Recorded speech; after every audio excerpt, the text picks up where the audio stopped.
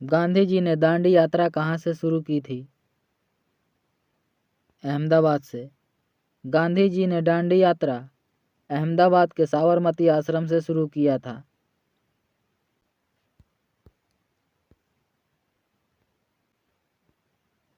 आज़ादी के संघर्ष के दौरान गांधी जी ने किस क्षेत्र में अवैधानिक नमक बनाया था? दांडी में।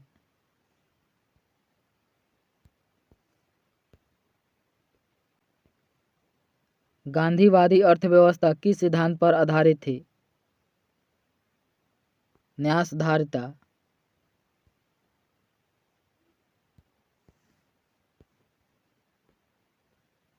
कांग्रेस ने भारत छोड़ो आंदोलन का प्रस्ताव किस वर्ष पारित किया था? 1942 में। कांग्रेस ने भारत छोड़ो आंदोलन का प्रस्ताव 1942 में पारित किया था।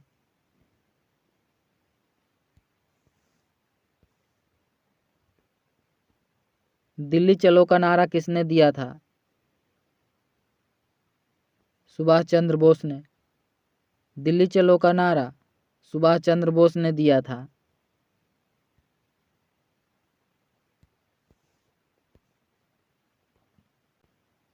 उन्नीस 1916 में महात्मा गांधी ने दमनकारी बागान व्यवस्था के खिलाफ किसानों को संघर्ष के लिए प्रेरित करने के लिए दौरा किया। चंपारण।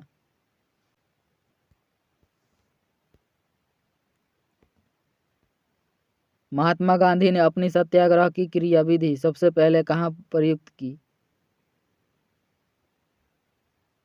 दक्षिण अफ्रीका में।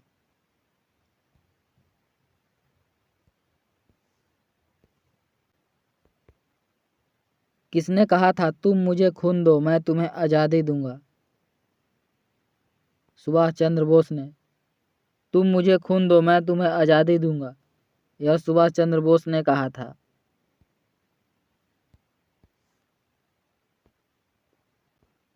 सुभाष चंद्र बोस ने स्वतंत्र भारत की अंतरिम सरकार की स्थापना की थी। सिंगापुर में। सुभाष चंद्र बोस ने स्वतंत्र भारत की अंतरिम सरकार की स्थापना सिंगापुर में 1943 में किया था।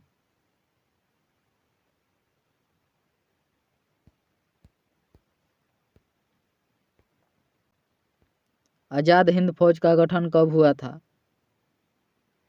1943 में। आज़ाद हिंद फौज का गठन 1943 में हुआ था।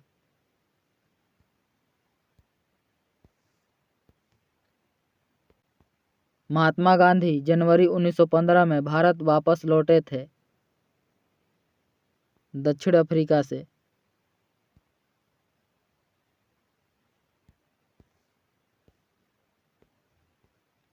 जय हिंद का नारा निम्नलिखित में से किसने दिया था? सुभाष चंद्र बोस ने।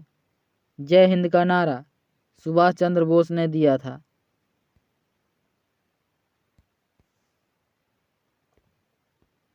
किसकी विफलता के बाद स्वराज पार्टी बनाई गई थी? असहयोग आंदोलन। असहयोग आंदोलन की विफलता के बाद स्वराज पार्टी का गठन चित्तरंजन दास और मोतीलाल नेहरू ने 1923 में इलाहाबाद में किया था। असहयोग आंदोलन की शुरुआत महात्मा गांधी ने 1 अगस्त 1920 में किया था।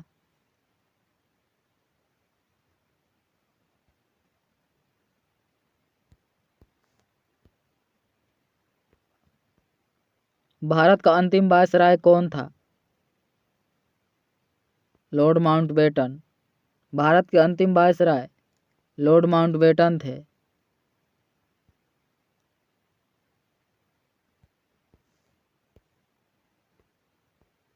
गुजरात में साबरमती आश्रम की स्थापना गांधी जी ने किस वर्ष किया था? 1916 में। गुजरात में साबरमती आश्रम की स्थापना गांधी जी ने 1916 में किया था।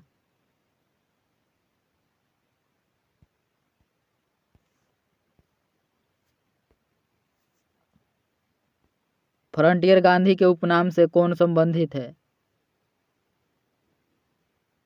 अब्दुल गफ्फार खान। फ्रंटियर गांधी के उपनाम से अब्दुल गफ्फार खान को जाना जाता है।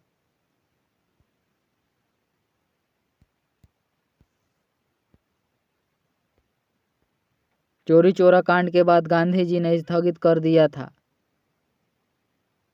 असहयोग आंदोलन। गांधी जी के विदेशी वस्तुओं के बहिष्कार के आंदोलन का लक्ष्य था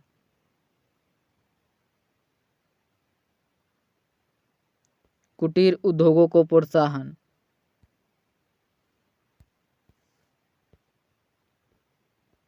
ईस्ट इंडिया कंपनी का अंतिम गवर्नर जनरल और क्राउन के अधीन पहला वायसराय था लॉर्ड कैनिंग। अंग्रेजी ईस्ट इंडिया कंपनी की स्थापना 1600 में हुई थी।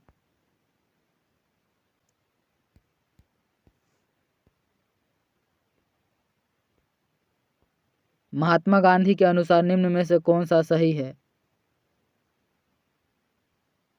राजनीति और धर्म को साथ साथ चलना चाहिए।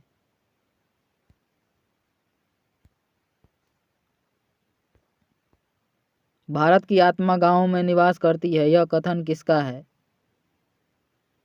महात्मा गांधी जी का। भारत की आत्मा गांवों में निवास करती है, यह कथन महात्मा गांधी जी का है।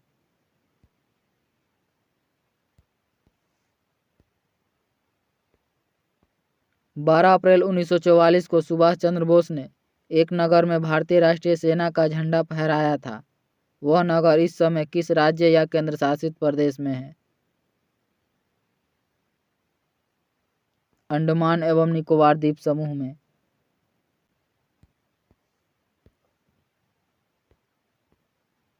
अंग्रेजों द्वारा निम्न में से किस क्रांतिकारी को फांसी की सजा दी गई थी? राजगुरु को। अंग्रेजों के द्वारा क्रांतिकारी राजगुरु भगत सिंह और सुखदेव को फांसी की सजा दी गई थी।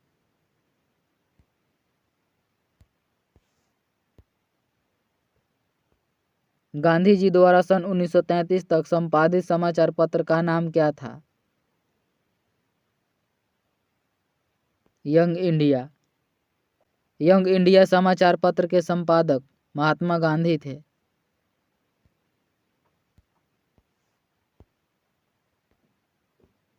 महात्मा गांधी ने सन 1930 में सिविल अवज्ञा आंदोलन कहाँ से आरंभ किया था? साबरमती आश्रम से।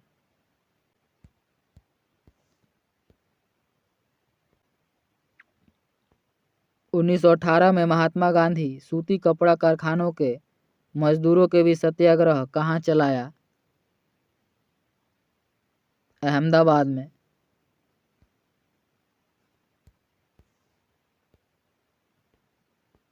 लाहौर षड्यंत्र मामला किसके विरुद्ध रजिस्टर किया गया था? भगत सिंह।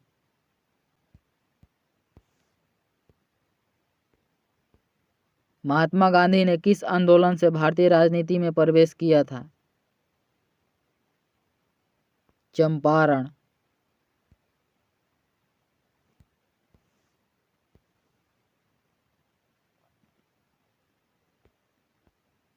अरविंद को किस मामले में गिरफ्तार किया गया था? अलीपुर बम मामले में। अरविंद घोष को अलीपुर बम मामले में गिरफ्तार किया गया था।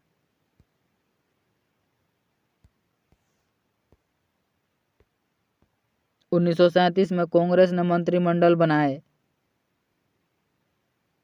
7 राज्यों में।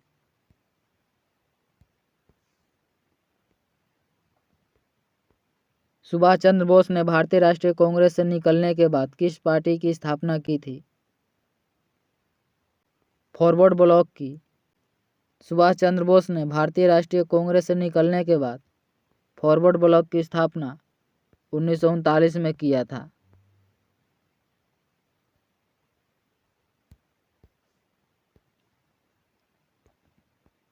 किस वर्ष महात्मा गांधी दक्षिण अफ्रीका से भारत लौट आए थे?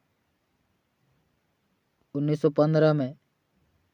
महात्मा गांधी दक्षिण अफ्रीका से भारत 9 जनवरी 1915 को भारत आए थे।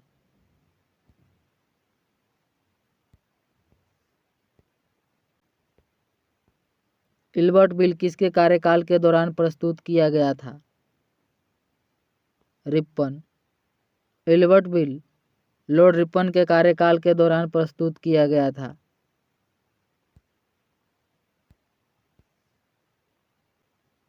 निम्नलिखित में से कौन सी घटनाएं कालानुक्रम में सही है? सविनय अवज्ञा आंदोलन, भारत छोड़ो आंदोलन और कैबिनेट मिशन। सविनय अवज्ञा आंदोलन की शुरुआत 1930 में हुआ था। भारत छोड़ो आंदोलन की शुरुआत 1942 में हुआ था। कैबिनेट मिशन प्लान की शुरुआत 1946 में हुआ था।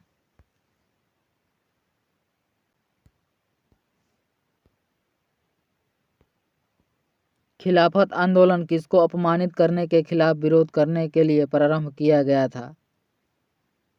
टर्किश खलीफा।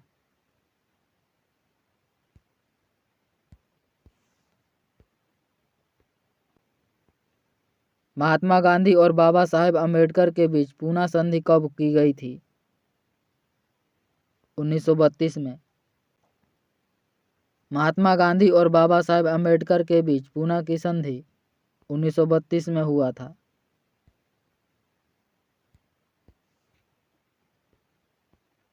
उन्नीस सौ 24 में भारतीय राष्ट्रीय कांग्रेस के बेलगांव सत्र की अध्यक्षता किसने की थी? महात्मा गांधी ने। 1924 में भारतीय राष्ट्रीय कांग्रेस के बेलगांव सत्र की अध्यक्षता महात्मा गांधी ने किया था।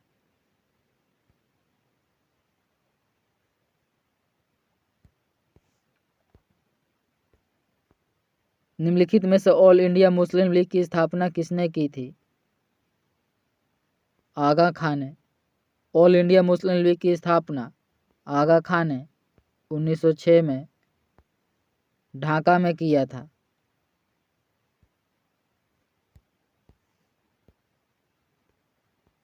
महात्मा गांधी अर्धनंगन फकीर है, यह किसने कहा था?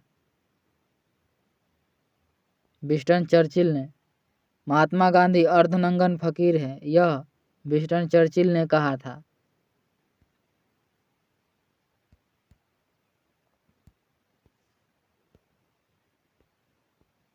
असहयोग आंदोलन शुरू हुआ था 1920 में। असहयोग आंदोलन की शुरुआत 1920 में महात्मा गांधी ने किया था।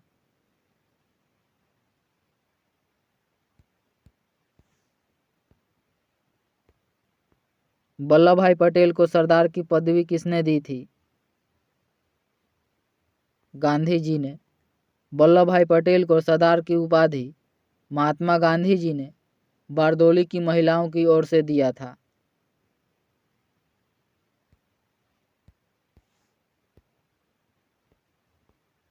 महात्मा गांधी के दांडी मार्च का संबंध किससे है?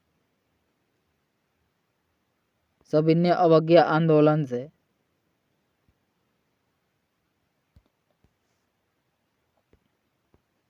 गांधी जी किसे अपना राजनीतिक गुरु मानते थे? गोपाल कृष्ण गोखले को। गांधी जी अपना राजनीतिक गुरु गोपाल कृष्ण गोखले को मानते थे।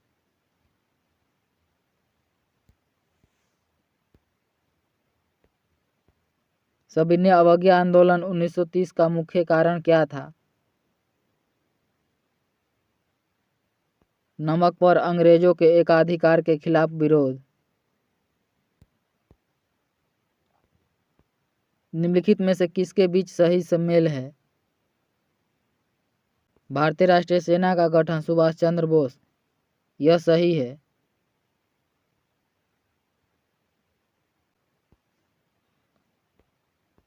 निम्नलिखित में से किस आंदोलन का नेतृत्व गांधी जी ने नहीं किया था?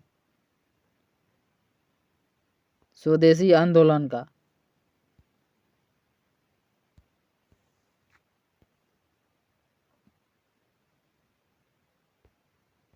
निम्नलिखित का मिलान कीजिए। सीमांत गांधी के नाम से अब्दुल गफ्फार खान को जाना जाता है। भारत का वृद्ध व्यक्ति के नाम से दादा भाई नौरोजी को जाना जाता है। महामना के नाम से मदन मोहन मालवीय को जाना जाता है। भारत का लौह पुरुष सरदार वल्लभ भाई पटेल को कहा जाता है। ऑप्शन नंबर बी सही हो जाएगा। 4, 3, 1 और 2।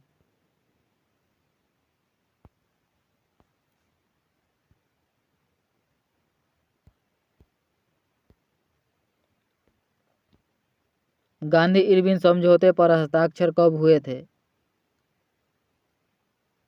5 मार्च 1931 को। गांधी इरविन समझौता 5 मार्च 1931 को हुआ था। गांधी इरविन समझौते को दिल्ली समझौते के नाम से भी जाना जाता है।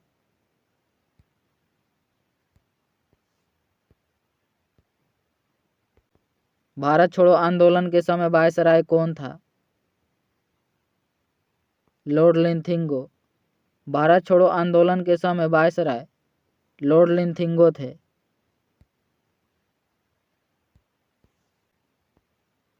मदन मोहन मालवीय को महामना की पदवी किसने दी थी?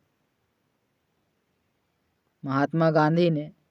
मदन मोहन मालवीय को महामना की पदवी महात्मा गांधी ने दिया था।